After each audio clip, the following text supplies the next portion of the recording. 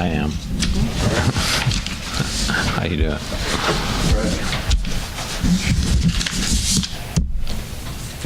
Questions? The win. Overall thoughts? Yes, probably surprising thoughts, but I have done this long enough that it took me a while to figure this out, but I learned it a long time ago that there are no better wins.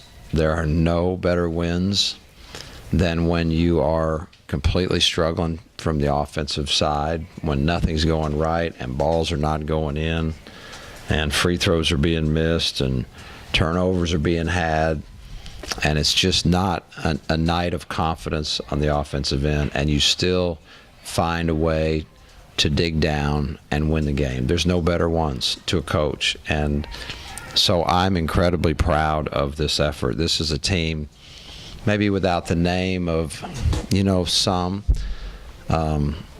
I know their coach. Their coach was at Mississippi when I was at Vanderbilt years ago. He was one of the best defensive coaches, if not the best defensive coach in the league at the time. They play fantastic defense, number one. They're extremely tough. Number two, these guards played on an NCAA team last year, took Oklahoma to all they were worth, and we knew all this. This is a quality. There's a lot of quality on the other side. We, on the other hand, have been flying to LA and coming back and flying to Boise, and it's it's tough stuff right now for our guys to dig deep and find a way to hold a team to 29%. I could not be more proud. Of course, you wish it was pretty. You love it when it's pretty, when it's flowing and all that, but my favorite wins are when nothing's going right and your guys just completely stick together. There was one point in the game they had taken the lead. I forget exactly. Might have been 6-minute mark, something, whatever. And, we're in a little trouble. And I just looked at them. It was one of the greatest points of the year when I could see them all. They looked over at me, and I wanted to call a timeout. And they're like, no, don't call a timeout. And that's a big step. That's a big step. And I sure appreciate that, and I appreciate their effort. They've gone through some, we've had it's a tough run, tough schedule to understatement, and so it was a heck of a win in my mind, given all the circumstance going into the game. So considering what you knew about them defensively and the travel you cited to LA and to Boise, did you actually expect a game like this tonight? No. I certainly wouldn't have predicted. I expected a very tough game. I didn't think either one of us would struggle this much offensively. No, I didn't picture this. I wish I could have a crystal ball, and I would know ahead of time whether I should be more worried or less worried, and I could enjoy life more. But no, I didn't expect that. I expected a hard-fought game. I knew defensively what they're like and what it was going to be like. I just felt like, you can see it. Our confidence is dinged a little bit. You could see it in our play. The last week and a half, week or so is, our guys are human. They're not quite as full of confidence. This will do us a lot of good, I think. And we needed this tonight, and I'm very happy for our guys. They may go home thinking, we didn't play very well. To me, they played outstanding, because when nothing's going right and you dig down and find a way to win, then you're winners to me. Do you think fatigue or anything plays into the shooting woes? Say it again. Fatigue at all have anything to do with it? You know what? There's so many of those kinds of questions, and they're great ones. But you never know as a coach, like, which ones are real and which ones are not. You know what? I could say, we're tired, and that's why we shot bad, or, man, we've been traveling, and so that's why we shot bad, and we've lost a couple games, tough, hard games to good teams on the road. So but you know what? I don't know that. I don't really know the truth of that, and so to me, in the end, it sounds like an excuse, and if I knew, I would say it, but to me, it doesn't even matter. It doesn't matter if you're tired, and it doesn't matter if your confidence is dinged up a little bit, and it doesn't matter if you got some rough stuff in school and all that. It's a bottom line world, and it's a competitive world, and you all live in it, and I live in it. It doesn't matter. Nobody wants to hear your woes. They don't want to hear them. And what they do want to see is they want to see people that overcome tough times. That's what I want to see. Those are the movies I want to go to. Those are the people I want to be around and learn from, people that overcome adversity at all different levels. So could they be tired? Yeah, they might be tired. But you know what? So what? So what? I'll tell you what, they weren't so tired that they couldn't hold a team to 29%. And that, again, is all about heart and guts and want to, and I'll take that any day of the week. Coach, you joked about this, or mentioned this in the past, about Ben Moore kind of running point guard, and we saw him bring the ball up a lot. Yes. So kind of how that played into the game, and what were you telling Ben to do that? Yes, absolutely. It's something that we work on.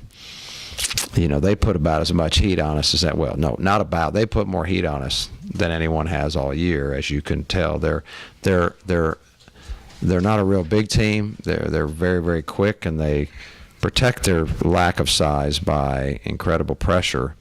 And they're very unconventional because of that, and it's hard to play against them. They get you way out of rhythm. But, moving forward, what's happened for us, I've said this from day one, the last few years it was kind of easy for us to just, we just kind of had our system in place because we always had Nick, and we always had our big guys. We had Jordan and Marcus and Yannick, and we always had our medium guys. And the system just kind of all fit together and just flowed. And you could just go one year to the next. Well, it's not that way this year. We don't have Nick, and we don't have our big guys. And Harry's developing, but we don't have those pillars of what you would call a normal college basketball team. The little point guards, great big guys, the medium wings, and all that. So we've got to and definitely have some ideas how we can help ourselves, but there's no way we can practice right now.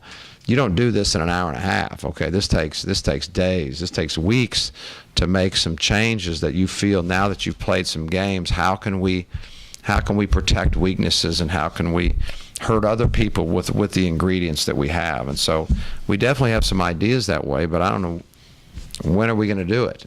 We need some time, and so right now it's not going to happen. We're going to play 2 o'clock, and feel like tomorrow we're going to play, and then we're going to play quickly again on Wednesday, and then we have finals week. So believe me, finals week at SMU is not when you want to have long practices. So there'll be a time, and we'll make some adjustments that I think will help us offensively. But nothing helps you more than confidence. Nothing helps you more than winning and just no self-doubt. And whether you have some fatigue or not, I don't know. But I just don't like to ever, just kind of say, well, that's why, because we were this or that. I just hate to ever say that, because first of all, I don't know, and second of all, it sounds like an excuse.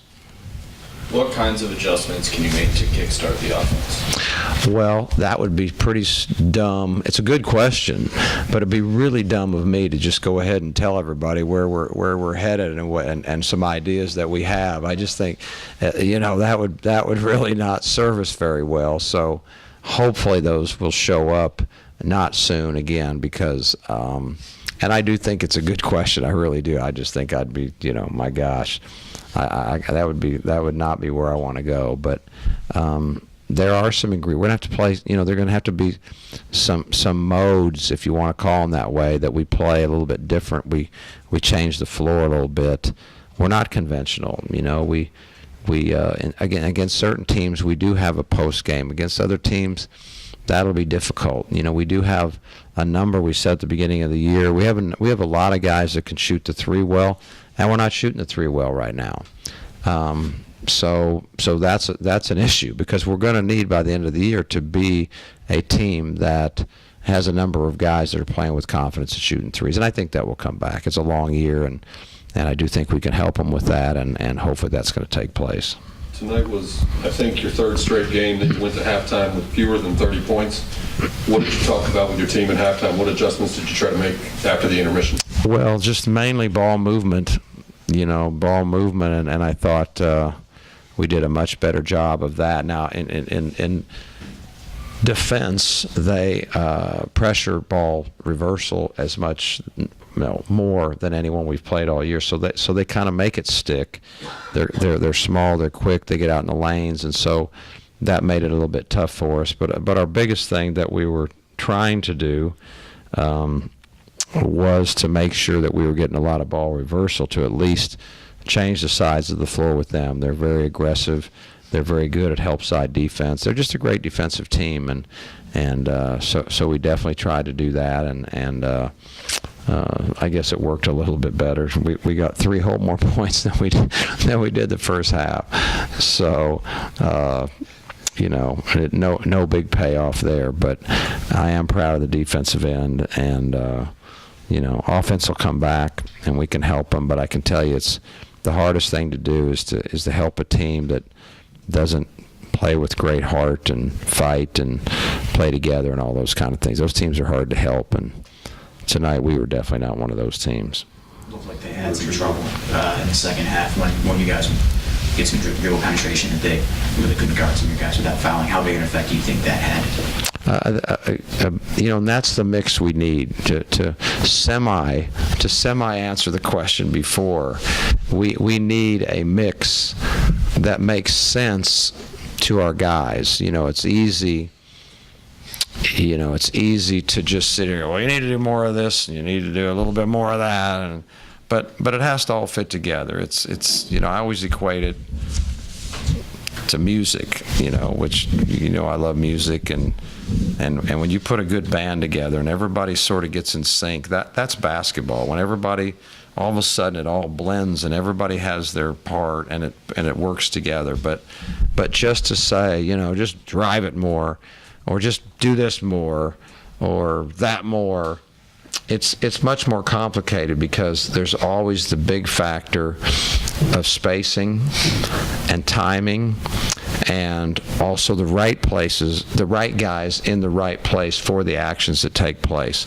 So it's not a simple thing to do. I don't mean that there's certainly a lot more complicated things starting with rocket science, but it is, a good offense takes a lot of thought, and we're going to have to find ways, without question, with the type of a team. And again, I've never coached a team with these ingredients, but that doesn't mean we can't figure out how to be a much better offensive team. I think we will. Anything else? Coach, the ball's not going in the hole, but Shake and Sterling, they had some wide open ones all alone tonight that they gave up. Do you think that's a confidence thing, or do you think they're being too unselfish? Yeah, well, I'm not sure of that, but I know I want them to shoot it, and I always tell them to shoot it. Sterling had a great look, and he wanted to drive it, and he's been doing that a lot lately. I think he's a great shooter. I keep telling him that. I want him to shoot the ball, and I want Shake to shoot the ball. I want them all to shoot the ball when they're open. But here's another fine line. This is what's going on a lot in college basketball. There's a school of thought that anybody, just run them off the line. You overextend on a three-point shooter. Some people like to do that. Some people don't like to do that. And so you got to get a feel for that. And it is nothing but feel. It's a talent. And so I can feel whether you're closing on me quickly enough to make me rush or not. And if I feel like you're not there in time, I'm letting it go. And it's a split-second decision. It's something we work on a lot. It's not showing up like I would like, but I want guys to shoot when they feel they've got room, and I want them to shot fake or drive when they don't. We're not as good in that area as we need to be. We'll keep working on it, and I think we'll get better and better at it. What we have is a lot of guys that are, big guards, not those little combo-y guards. That they're big guards, and maybe, a lot of them didn't even play guard in high school, to be honest. Okay, so they're on a process of improvement and feel and all those things, and they work hard. They do. They come in and they put a lot of extra time in it. So I think we'll see definite improvement. I see some things that we can, some weapons we have. We've just got to figure out how to use them where it's not too complicated, putting in a whole lot of new things and everybody's standing around and they're confused. You can never let your team be confused. That's the worst thing you can do, make them stand around and think, because then they can't react. With all that change you mentioned, especially with some of the guys who hadn't been playing in some positions before, do you feel like you have an identity on offense per se, or is that something you're still trying to? Not yet. No, not yet. For sure we don't yet. No, absolutely we don't. Trying to get one on the defensive end. We're trying to do that. I think we have an identity rebounding. If you look at our numbers over time, I've had a lot of the coaches that we've played. I hope maybe tonight was not our greatest, but we have, I think, established a rebounding identity. It's something that's important. Our guys are doing great. I think offensively, we're not, not where we're going to be. No, I don't think it's there yet. Thank you. Thank you, guys.